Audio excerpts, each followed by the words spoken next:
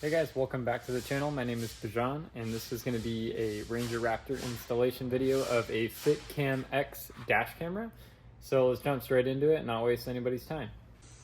In the box, we're going to get the actual trim piece itself. This is going to sit just like this. Only thing that I have to say about this so far is that the camera, as you can see, has a little bit of movement to it. Not sure if that's going to impact anything, but we can figure that out later. You're going to have this additional trim piece. This is in two sections, as the rear view camera comes out right here. So this piece snaps on over here, and then let me get this out of the box and show you what it is. And for some reason they also include some kind of phone mount, which don't know why this is here, but it's here. So at the car, we're going to go ahead and remove this piece first. As you can see, it's a separate piece section. Then we're gonna remove this larger one, and it's pretty simple. That piece pull down a second, and then you can remove this little piece of rubber so it doesn't drape in the way anymore.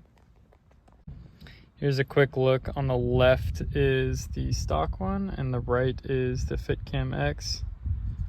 I don't think this color difference is going to matter too much because you're replacing both pieces, but just worth mentioning.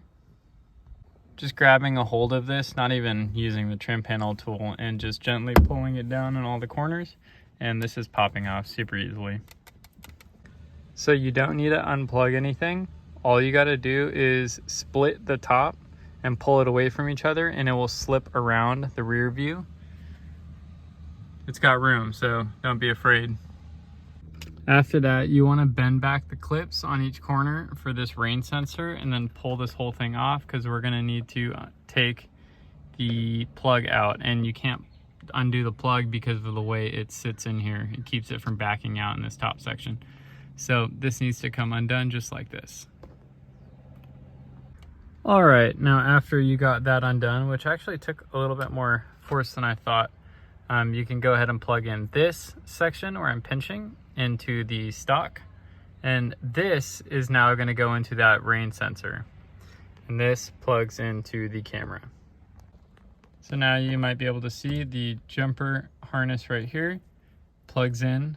The new one plugs in right here. Jumper harness, this is from the truck factory, goes into here. This runs down, zip tied right here. And here's the cable, which is going to get plugged in to here. All right, so after a lot of fidgeting, I was able to get this almost perfect. There is one little gap right here. I mean, it's so small that it's not even worth mentioning. I took off this piece on the bottom right because it helped it sit more flush. This strap does not go back on, and these will go sit in a box. Last piece to do is this one. Just hook it on the bottom here and then push it up into place and let it clip in. All right, and it is now installed. If you're curious, this top portion's not perfect, as you can see. If you're trying to get this part snapped in, I got this side put in by holding this with my left hand and then pushing them. It's so hard to explain, but pushing them in one by one, right? Then you get to this side, and if you're just trying to push it in like this, like just trying to clip it, it's not gonna work. So I pulled this down, put my finger in there, and I pushed this up with my thumb while pulling this down with my finger. So I engaged the clips like that. Again, I mean, it is what it is. I don't know if this is really the best way to do it, but this is the way that I did it. So let's see what it looks like from the driver's seat. So this is where it sits. You are the one to call if this is going to be a hindrance for you. I don't really see it as much of a problem because it's right in the middle. If it was in another spot, it would probably be more annoying, but there are other options to where you can mount them up here and have your dash cam, but I'm pretty happy with how this came out. I'm gonna go ahead, download the app and turn it on and see what it looks like. This is me many weeks later. I ended up selling that red Ranger Raptor, and I asked the previous owner to send me some clips so that I can include it so you can see the quality of the camera to see if it's up to par for you. That all being said, I had a really good experience. with it after it was installed. I think it looked great, and I think that it worked for a dash camera. A dash camera's purpose, without getting too in depth, is to show that you're not at fault. That's my goal. So for me, I think that it did just that.